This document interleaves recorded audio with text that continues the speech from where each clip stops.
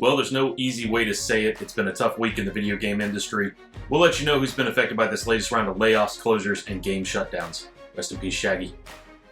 But on the brighter side, we're getting Xbox games on PlayStation. We're going to talk about all this stuff and a whole bunch more right now on Gaming News Weekly.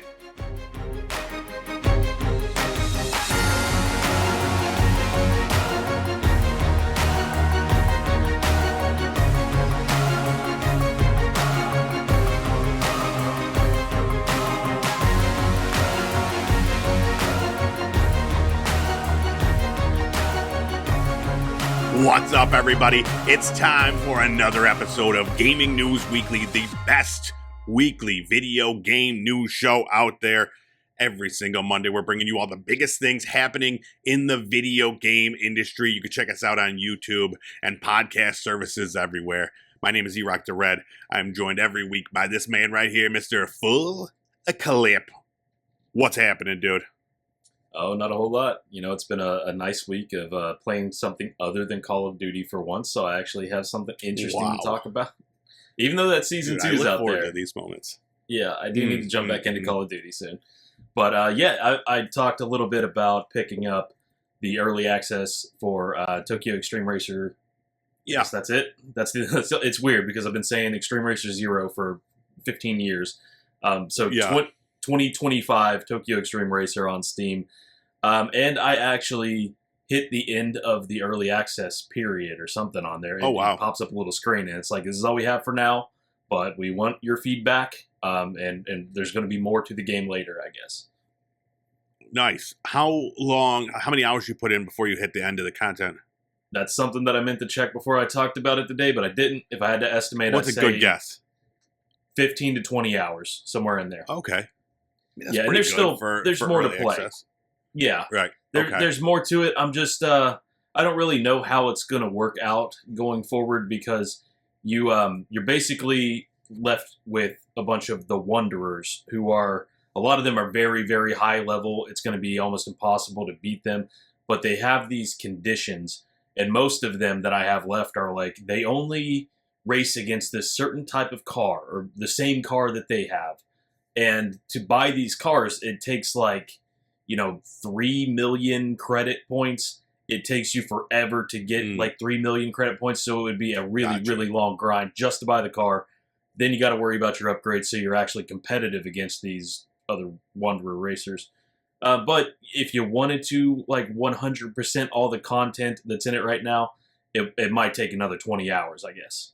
Gotcha. Okay, so there's still the grind you could do if you really wanted to and get all that stuff.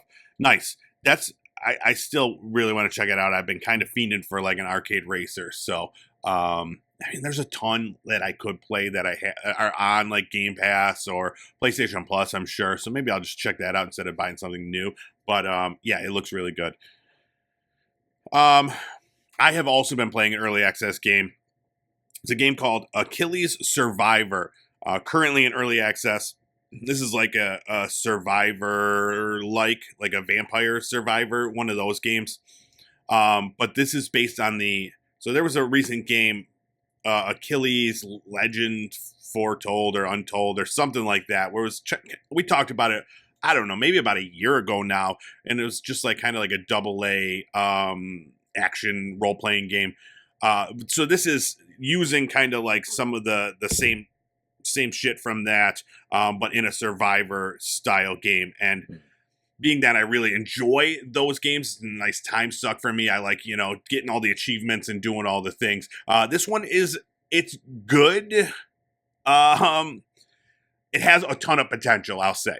So being that it's an early access, I feel like it's kind of bare bones right now.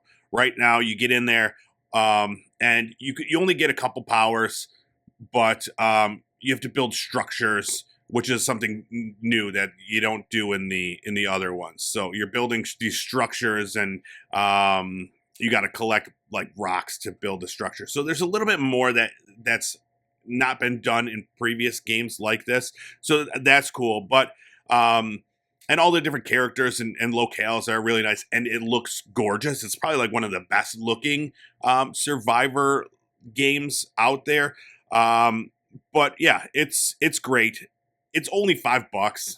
You know, it's not a huge expense. If you're a fan of this genre, you'll get your money's worth out of it. And being that it's an early access and they still have a ton of plans to like add more stuff to it, it's definitely I recommend it. It's worth checking out if you're a fan of the genre. Plus, it's got like all that mythology from the like Achilles and the I don't know who else. There's different like giants with boulders and weird. There's a chicken you could play as.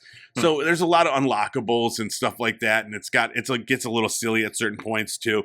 So yeah, it's not difficult either as far as like those go. So yeah, I'd recommend that. That's one of the new things I've been playing this week. So I'd like to look into that because I'm into like the survival crafter and base building especially, and that $5 price point that sells me on it.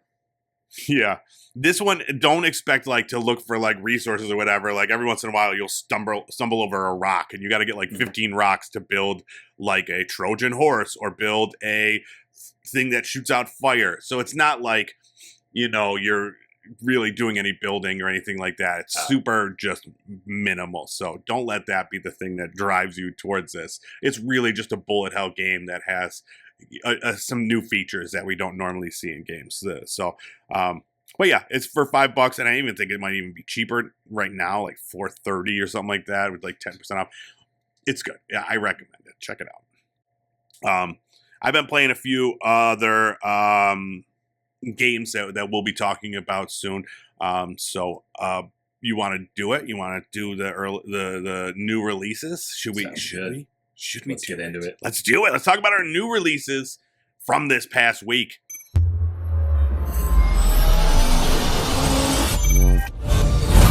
All right, the first game that I want to talk about is another game that I've been playing and enjoying. Eternal Strands came out January 28th on PC, PS5, Xbox S, and X.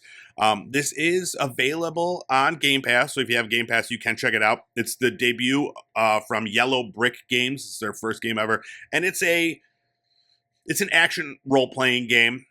Definitely like another like kind of double A title. If you go in expecting a full-fledged AAA game, you might be a little disappointed because it's again, it's I don't know, it's not a huge production. I mean, I don't know. I don't want to undersell it because I'm enjoying it. What it is, you use elements to like fight. So like you have fire powers, and you could use those to explode barrels and stuff like that, or light things on fire. And then you have like ice powers, where if there are things on fire, you can use that to put out the things that are on fire, or you could use it to like freeze parts of a monster to something. So it's really cool. The amount of different things you could do with your abilities is really cool. It's very unlike other things I've seen. And it's well done. And then on top of that, you have like your base powers, like this telekinesis, so you can just pick up like almost everything that's there and just chuck it at the enemies, or pick up the enemies and chuck them. So early on, it's a lot of that. And then at a certain point, you get to these boss battles, really, where it's kind of like a Shadow of the Colossus style thing, where there are these huge bosses and you have to like climb them and disable. You could target like their feet, or you could target their head or their hands, or whatever. So you're just kind of slowly dismantling these bosses and trying to take them down that way. And that in itself, it's kind of like a puzzle, where you're trying to figure out the best way to go about this using the abilities you have, using your ice and your fire and all this stuff. And I really appreciate the gameplay. I think the gameplay there shines. The rest of it is pretty basic. It's done well, but it's all stuff that we've done before, like the traversing through nothing is like groundbreaking, but it's simple. It's to the point. It's fun. The story is okay. The characters are super cool. It looks super cool. So I think if you go in there expecting like a really well-made, AA game, I think you'll be blown away.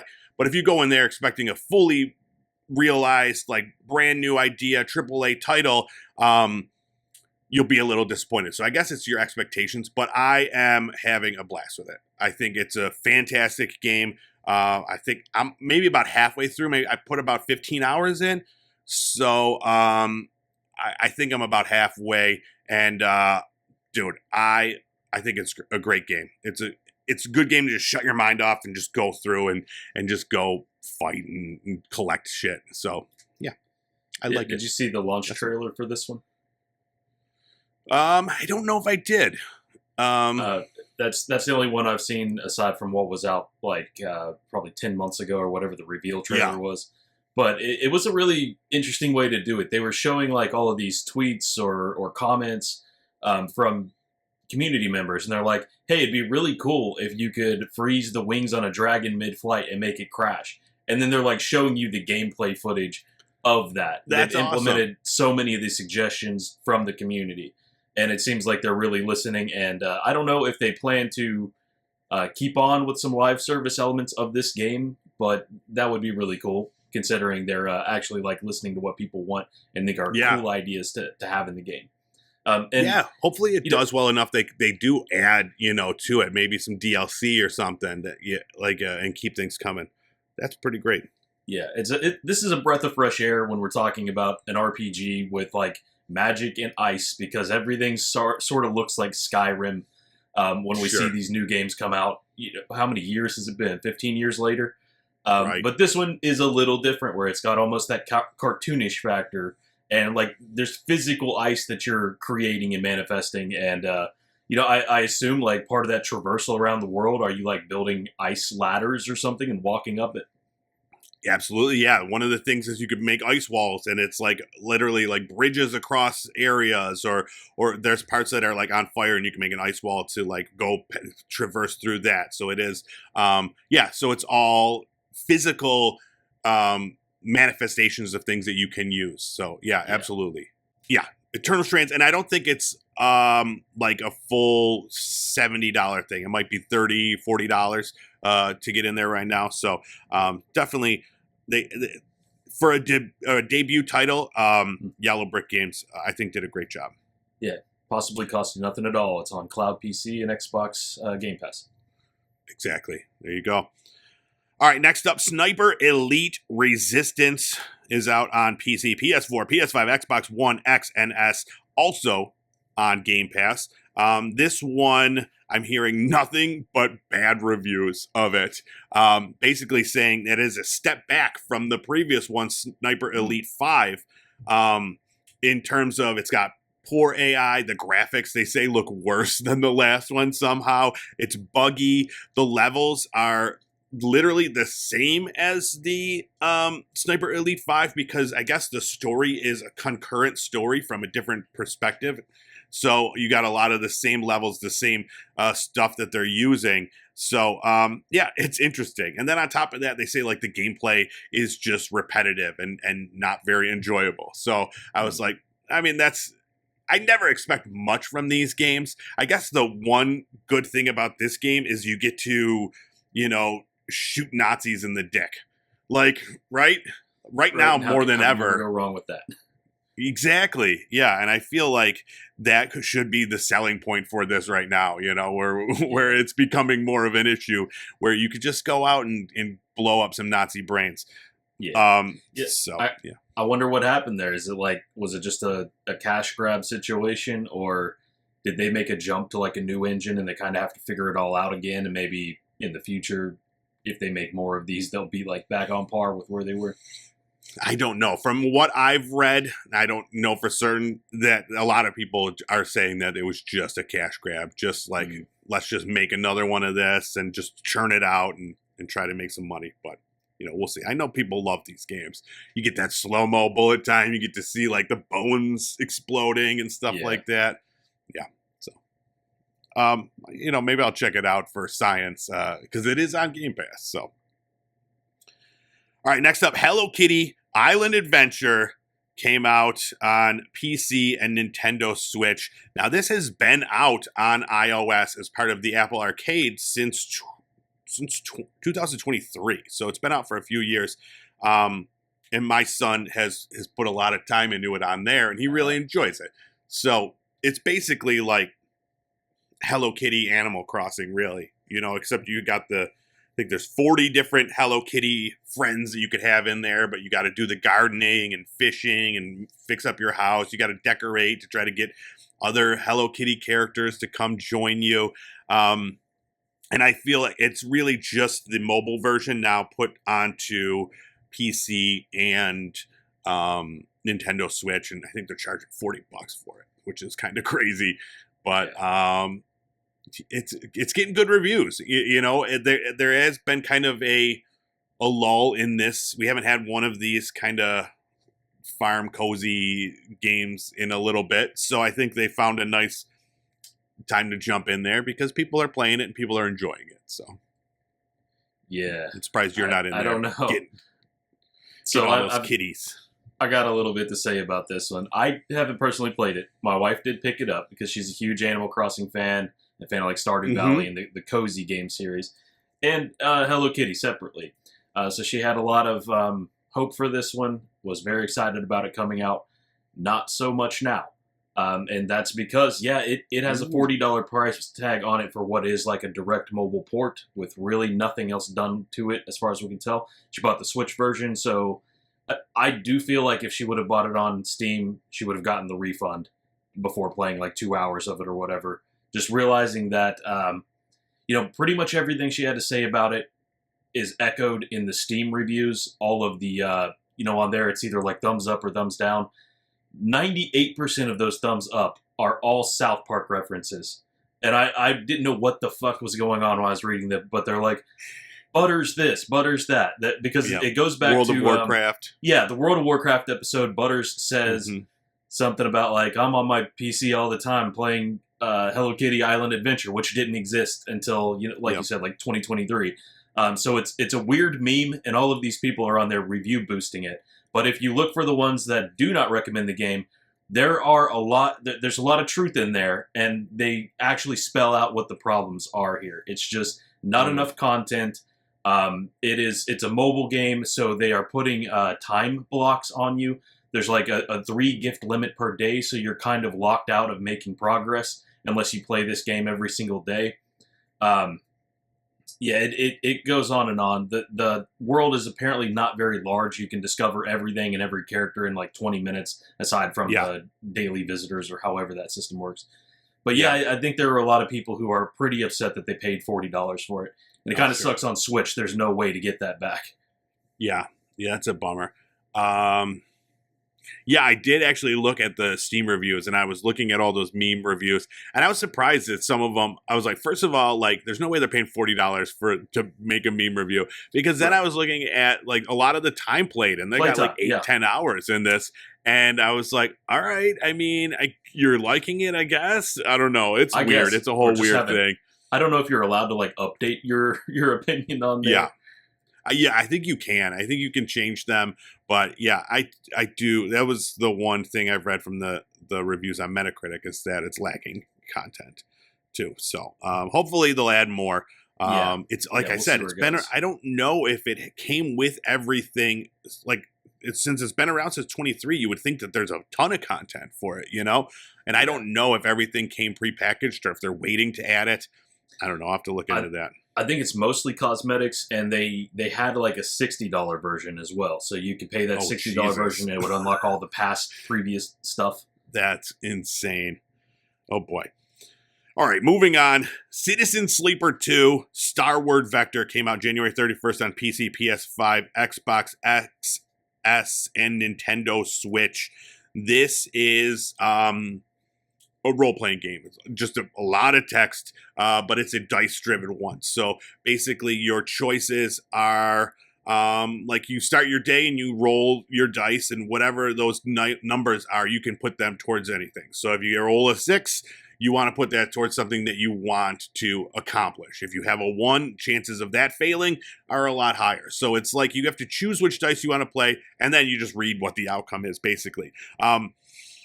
The first game, I am actually playing it now. I played it a long time ago. Only got maybe a third of the way through, and I'm like playing. in preparation for this. I'm playing it now, and I think I'm maybe 2/3 of the way through it now. And I'm super excited for the second one because I'm very much into this one now, and I just want more. And that's what I've read this new one is. It's really just more. It's a new story, but it's bigger and it's more challenging.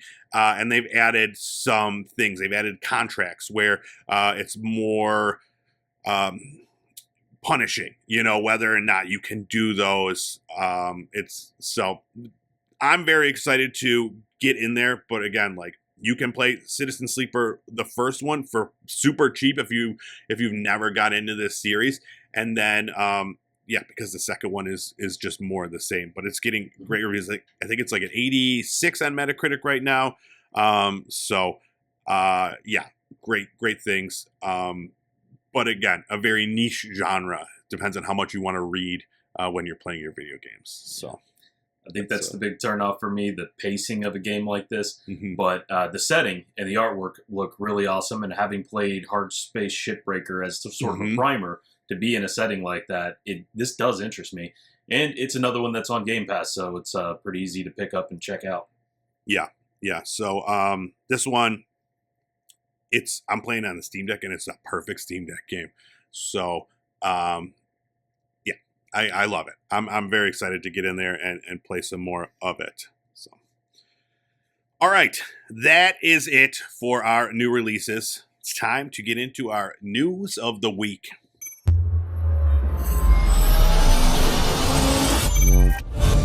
All right, first up, let's talk about Forza. Forza is coming to the PlayStation 5. This is insane. These are things that I've never thought I'd be saying. But yeah, Forza Horizon 5, it is officially announced, will be coming to the PlayStation 5 sometime this spring.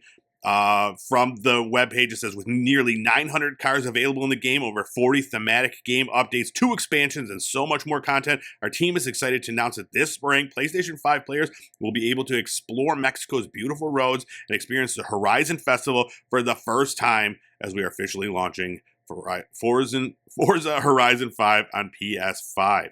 So, it's developed by Panic Button in partnership with Turn 10 Studios and Playground Games. And it's just gonna have all the same content as the Xbox version. But yeah, and then on top of that, they're working on special new free content updates for all platforms in a thing called Horizon Realms. And Realms will give players a chance to explore a curated collection of some of the community's favorite previously released evolving worlds alongside some other surprises. So it's a big release. It's not just a port over to PlayStation. They're putting some new shit in there and trying to get people fired up. So it's just really cool to be able to say that. Is this have you ever played the Forza games? Only this one, because it was one of the big ones on Game Pass when I first tried it out on PC. I mean, I enjoyed it. It's not my favorite racing game ever, and it's got a sort of a let's throw everything at you all the time style to it. But it's really interesting because they give you a huge variety of the types of like vehicles that you can choose to race, and this sounds like the Fortnite-ification, like in a good way. I'm not saying like they're gonna have you driving around in the mutt cuts from Dumb and Dumber or something. One. That's a good one. Yeah, I immediately went to Mystery Machine, but I like both these options. Not saying that's happening to it, but like the user-made side of things, it sounds like. And that could bring some good content in. It could bring some stinkers in, but I think it's curated, so it should be some good stuff. On top of that, there's a lot of rumors now too about what is going to be the next Xbox franchise. I'm hearing a lot that the Halo Master Chief Collection is going to be coming to PlayStation, and that we know for a fact is going to Nintendo Switch. I think that was something leaked or whatever, so that makes sense. And then Gears, they're talking about Gears of War going to PS5, Flight Simulator, and then possibly even Fable, the new Fable, being day one on both systems. So it's interesting. It's such a weird time and see what they're doing, but it seems to be working for them. So yeah, just let I them can't cook. tell. You know, hardware wise, I feel like the move is to have a PC with Xbox Game Pass and a PlayStation 5. And if you've got that, I mean, maybe throw in a Nintendo Switch if you want to play Nintendo games too. But Yeah. you've got everything covered. You no longer need an Xbox, which I guess is their whole strategy. I don't really understand it from a financial perspective. Everything's an Xbox. So yeah, it's interesting. I'm enjoying, as like someone who likes the industry, I'm enjoying this and seeing like what it means and how it works. So yeah, we'll see once we get some more of the big titles coming out too. All right, and while we're talking about PlayStation, real quick, the PlayStation Plus games for February were announced, and they are Payday 3, High on Life, and Pac-Man World Repack, which I don't know what that is. Some reboot of a remake from something. I don't know. I'm not turning my PlayStation on to play Pac-Man anyways, but High on Life, that's a good game. Payday 3, if you've got friends, you can play that. But yeah, it's an all right month on PlayStation Plus. Yep. Got one more thing to add to this that's at the very bottom of that blog.playstation article. Ooh, hit me. It is about the update on PS4 games for the PlayStation Plus. If I find the right sentence to start with here. As we shift to PS5, PS4 games will no longer be a key benefit and will only be occasionally offered for PlayStation Plus monthly games and game catalog starting January 2026. That's great. That's a good move. There's so many PlayStation 5 titles out there now that I think it's a good move to shift away from the PS4 titles and start cranking them out for people with PlayStation 5. I don't know what this means for people with PlayStation 4s with PlayStation Plus. It's going to very much limit what reason they have for it. So yeah, I don't know. We'll see what the world thinks of that. Yeah, they do. They do specifically say after that, though, that it's not going to affect your back catalog if you are a PS4 gamer. You'll still be able to play all those games that you claimed as long as you keep your subscription up. Perfect. Cool. All right, let's move along. It's time to get into the bummer portion of the show where we're talking about layoffs. Lots of layoffs and closures and all that bullshit this week. Starting with Ubisoft. We talked about it last week, and I think we said, like, let's see where, what's going to happen with Ubisoft post Assassin's Creed. We didn't have to wait that long. Quote out of Ubisoft spokesperson said, as part of our ongoing efforts to prioritize projects and reduce costs and ensure long-term stability at Ubisoft, we have announced targeted restructurings at Ubisoft Dusseldorf, Ubisoft Stockholm, and Ubisoft Reflections, and the permanent closure of Ubisoft Leamington site. Unfortunately, this should impact 185 employees overall. We're deeply grateful for their contribution and are committed to supporting them through this transition. So, Ubisoft Leamington, the site that got closed, they worked on the DJ Hero games, which I was a big fan of back in the day. You ever play those ones where you had the DJ set up and you had to like scratch records and stuff? It was during the crazy music peripheral time. But then Dusseldorf, they're best known for developing Anno and the Settlers. Ubisoft Stockholm most recently worked on Avatar: Frontiers of Pandora, and then Reflections. They were the most veteran team. They were founded in 1984, and they've been working with Leamington supporting AAA game development. So none of these were in charge of any new titles or anything like that. They're just more support studios, but still 185 layoffs is rough, man. And this is before Assassin's Creed Shadows, which I'm like nervous now to see if that comes out and it is not up to their expectations. What's next? You know? Yeah. I mean, the writing was on the wall. Something's got to happen with Ubisoft. We've been talking about possible like selling off a large portion of the interest in the company. It's unfortunate that this is the way that it's gone. Yeah, it is unfortunate. Every time, I don't think we've had good news about Ubisoft in a long time. So hopefully, I'm really, really rooting for Assassin's Creed to come out and just be a banger, dude. Just be like a game that we're talking about, game of the year. Yeah. I don't have a ton of hope, but it would be nice. All right, next up, BioWare. They are the next ones on the list here. I want to read the statement that they put out first, because this is what we got initially. It says, "Hello, everyone. Today we are turning towards the future and preparing for the next chapter in BioWare's story. As we announced in August 2023, we are changing how we build games to meet the needs of our upcoming projects and hold ourselves to the highest quality standards. Now that Dragon Age The Veilguard has been released, a core team at BioWare is developing the next Mass Effect game under the leadership of veterans from the original trilogy." And it names a few people. "In keeping with our fierce commitment to innovating during the development and delivery of Mass Effect, we have challenged ourselves to think deeply about delivering the best experience to our fans. We're taking this opportunity between full development cycles to reimagine how we work at BioWare. Given this stage of development, we don't require support from the full studio. We have incredible talent here at BioWare, and so we have worked diligently over the past few months to match many of our colleagues with other teams at EA that had open roles that were a strong fit. Today's news will see BioWare become a more agile, focused studio that produces unforgettable RPGs. We appreciate your support as we build a new future for BioWare." This is from Gary McKay, the general manager of BioWare. Now, all that, no mention really of layoffs, just kind of a restructuring. And I had to really dig and look to find out exactly what happened. And because I felt like this statement was real sketchy. Like a lot of, we don't require support from the full studio. We're doing this, this, and this. Come to find out, according to Bloomberg, there were over 24 layoffs that did happen here that weren't really mentioned in this thing.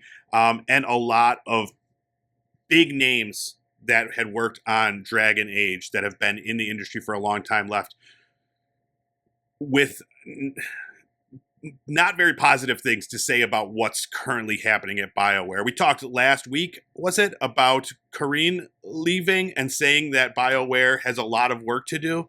Yeah, and we're like, she didn't say much, but she said a lot. And I think we're seeing more of that this week in the way that this is being handled. So yeah, it's really, really strange. They now have fewer than 100 employees, where about 2 years ago they were over 200. So pretty severe cuts within the past couple of years there. And so we'll see. Mass Effect is going to be a big one for them then. But yeah, real bummer there. Any thoughts on this thing?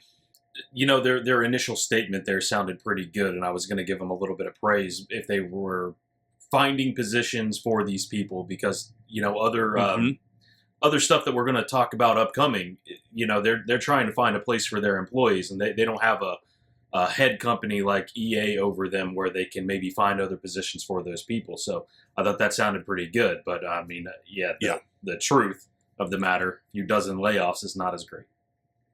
Yeah. And they did find some, and even that, the news that I'm hearing around that is a little sketchy in that they may not be permanent positions. They're just temporary things in the meantime. So, yeah, it's like that whole thing, it didn't seem very forthright, and it was a little sketchy. So we'll see what's going on with BioWare, hopefully when some news comes out. I know Jason Schreier at Bloomberg is usually really good about reporting this stuff, so maybe he'll have something. Next, Phoenix Labs, the creators of Dauntless and Fae Farm, they announced that they're laying off the majority of their staff. Pretty much, I think all the game developers were laid off, and just maybe the executives are there to, close up shop. But they said, "We have made the tough decision to part ways with the majority of the studio as part of unfortunate but necessary changes to our operations. We will share more details in the coming weeks about what this means for Dauntless and Fae Farm."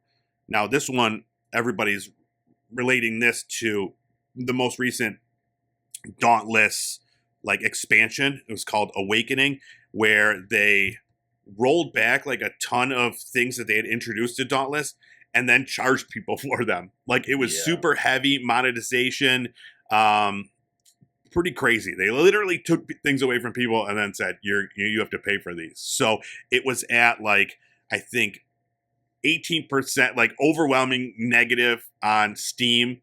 I think like 18% positive reviews, like insanely like low scores.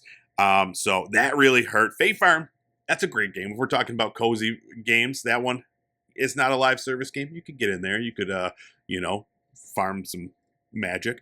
But yeah, it was another very, very unfortunate closure layoff situation. Yeah, and I mean, Dauntless wasn't a bad game either. I definitely didn't play it after they're talking about this like predatory microtransaction stuff. Yeah. But when I played it, it was a lot of fun. It was your free to play Monster Hunter style game. Right. All about the grind. So that's a double slap in the face when they take away the progress of all that grinding and try to sell it to you. That's shitty. But I don't know, like that game's been out for quite a while. So like why have they put all their eggs into the two games we've talked about here and not like branched out and done the next thing that's going to make some money so that we're not sitting here laying off the majority of employees? Yeah, I don't know. I don't know what's going. I mean, the whole industry is weird, so I don't know what these decisions are. From what my understanding is the people that bought Phoenix Labs were I don't know, they were into like blockchain, like it was a blockchain company, and like that kind of like messed everything up, and they were going to try to introduce some sort of blockchain thing into Dauntless or like I don't know, but it's a mess. Another one, Midnight Society. This is the game studio that was founded with Dr. Disrespect. They, had big dreams about creating this brand new first-person shooter with for the people. This was a bunch of veteran developers and Dr. Disrespect given the input, saying what they wanted in a game that was going to be the best free-to-play first-person shooter. They announced that they are closing the studio, which, this one maybe more so the writing was on the wall. Dr. Disrespect had his whole thing. He got, basically fired from the company that he started to create. And then as we're seeing kind of the trend with live service games being more failures, maybe this is the smart play, and fold before, you lose all your chips. But, right. I don't know. Were you excited about Dead Drop? Yeah, I don't know. Because not just like the veteran developers behind it, but it was supposed to be so community driven. But the community we're talking about are like the pro gaming athletes. Right. That are like the best of the best. And I'm not sure. I mean, I would struggle to hang in Apex Legends right now. So I feel like I don't know if I want to play their idealized first-person shooter. Yeah, that's a good point. So yeah, I don't know. We'll see where they end up. Hopefully, they can put out a good game because they had some good names at that studio. And then the last part of this shitty bummer rundown, Multiverses is shutting down again. This time, it's permanent though. They said, we have an important update to share regarding Multiverses. After careful consideration, our next season will serve as the final seasonal content update for the game. All of us on the Player First Games and Warner Brothers Games teams have poured our heart and soul into this game. We'll be forever grateful for the incredible support of the Multiverses community throughout this journey. So, online features will remain accessible until the end of the game, Season 5, on May 30th.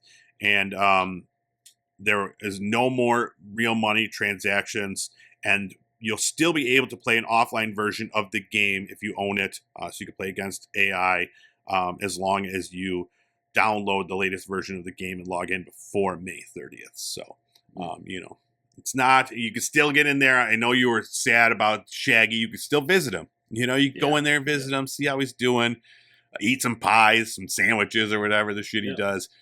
But yeah, man, this was a bummer. I again stopped playing it. Like I enjoyed it for the couple weeks when it did come back. I had a lot of fun. But it's not one that I really, want to play all the time. So it's a tough one. It's, you know. Right. Yeah, I feel you there. It's a game that I feel like I could easily pick back up and get back into Yes. a little bit, but Yeah. just finding the time and the opportunity to do that.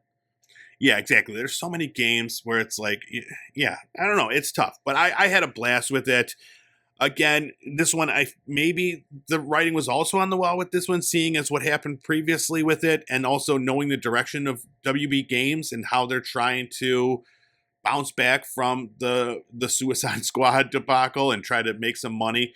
It really needed to be a very well played game. It needed to have, for it to hang on, it needed to, everybody needed to be in on this thing. So, and that just wasn't happening. So, yeah, I guess it makes sense, but it is sad. We fought from the start. It went away, came back, and now it's gone again. I know people are upset. People like that bought the $100 founders packs and stuff are upset, but it's like, I mean, what do you it really does suck that the game that you still enjoy, if you're one of those people that are still playing it, that it just disappears. Because that's like, we don't have a lot of great games like this that bring in all these characters, all these different moves, and some are questionable. I don't know why LeBron James was a character in there, but other than that, it was a pretty cool concept. And it sucks that it's just gone. It was. And this, I guess, is a completely different subject, but why people are so kind of gung-ho right now on video game preservation. Mm-hmm. Absolutely. Yeah, because, this shit just disappears. So, yeah, it was a big-time bummer of a week. Hopefully next week it'll bounce back and it's just nothing but good news. That's what I'm hoping for, because I don't like talking about all this stuff. Even if it is, shitting on Dr. Disrespect, which that is kind of fun. But, all right, let's brighten things up and talk about our Hollywood Minute. Hollywood Minute.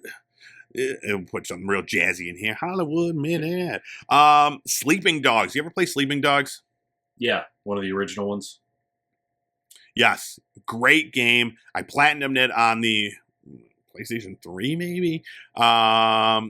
But it's a great, I don't know, GTA style game about the Yakuza and stuff. But it is being turned into a movie. Simu Liu from Shang-Chi, the Marvel guy, he put out a tweet saying he was working with the rights holders to bring the game to the big screen.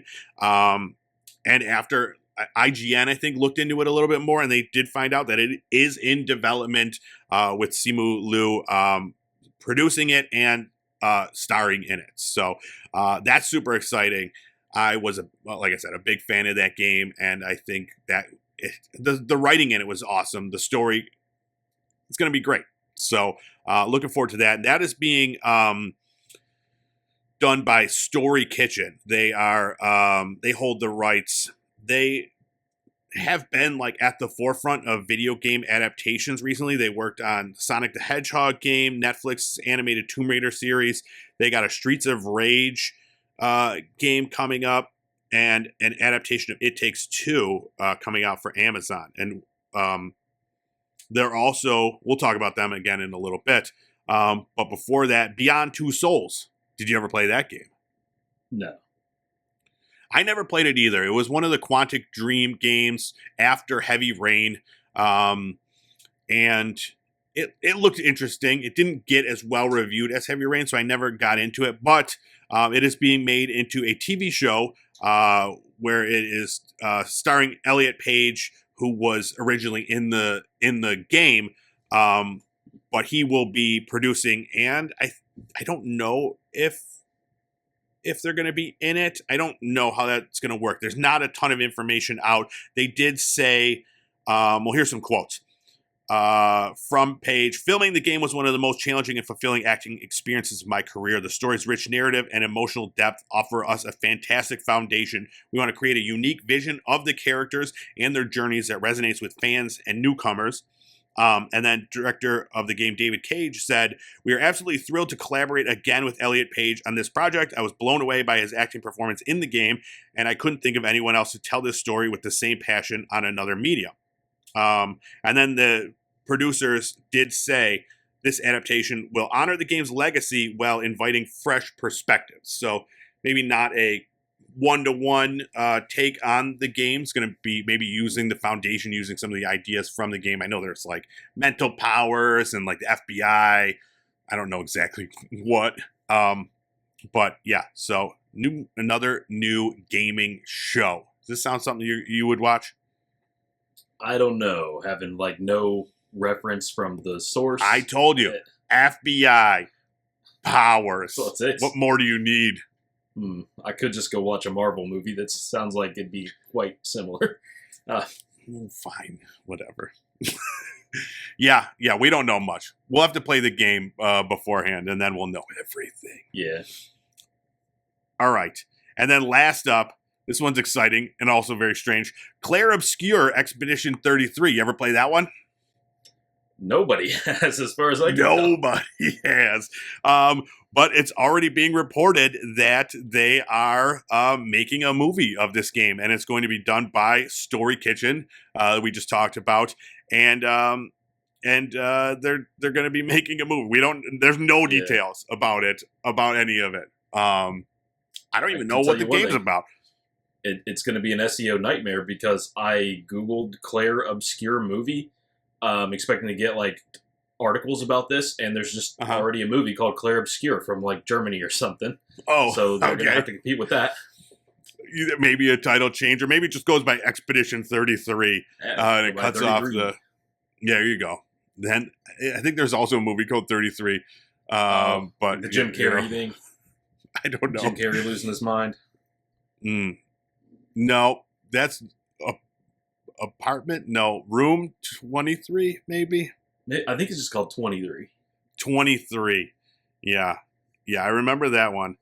Here, let's Google 33. That is about 33 miners trapped underground for 69 days.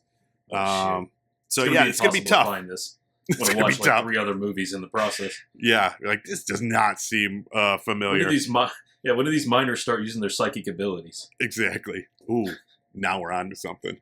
But yeah, dude, it's interesting. We talked about a bunch of like video game adaptations last week too. It seems to be a regular occurrence. I might need to work on that the Hollywood Minute theme song a little bit faster if we're going to keep talking about this stuff.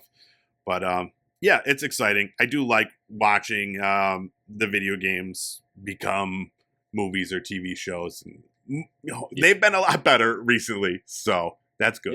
Yeah. And I guess to that point, what was it an Apple series that goes into? It was an anthology series, Next Level or something like that. Secret Level. Yeah. So Prime like Video. they did a Concord episode before Concord ever came out. I think, that's true. They must have been planning it. Yeah, absolutely. Yeah, very true. So yeah, hopefully that's not what happens with Clair Obscure Expedition 33, and hopefully that great movie, comes out. Terrible game. Yeah, yeah. I'm very excited for that game. So hopefully that's not the case.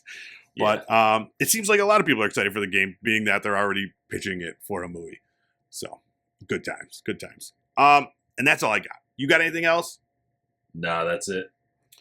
That is it. That was a weird news week. Just a lot of like layoffs and movie announcements. So not much actually like video game like content, which is the shit that I like. So maybe next week we'll bounce back and have a lot of fun stuff. There's a lot of maybe there's going to be like 8 more side scrolling beat 'em ups announced, because that is where I shine. Oh yeah. Yeah, we'll see. All right, make sure you check us out on YouTube at Pop Culture Playground. Go there, subscribe. You'll get the video version of this show. You can see all the, when there's trailers for games, we'll have them. I don't know. There's not too many in this episode. Or if you want to just listen to the audio, anywhere podcasts are found, you can find this show. You just type in GNW into your search. Bam, it's right there. Hit subscribe. That way it'll be ready for you on your iPod mini when you're going to do your jog on Monday morning, or your yeah, exactly. You still got one of those, right? We're all still rocking iPod minis. It's somewhere around here, honestly. Yeah, right next to your Zune. Oh yeah. And what else? We're on the social medias. We're on the TikTok, the Blue Sky. I think that's it. Be sure to go there, give us a follow. That way you'll have all the, you'll be up to date. And then you can follow along with us when you do get to that show on Monday. And I think that's everything. Is there anything you want to say to the people or anything that I missed? Yeah, stay hydrated, play some games, try not to stay up too late. Yeah. All great advice. All great advice. I think you need to follow your own advice. All right. Thanks so much. We will see you next week. Bye-bye.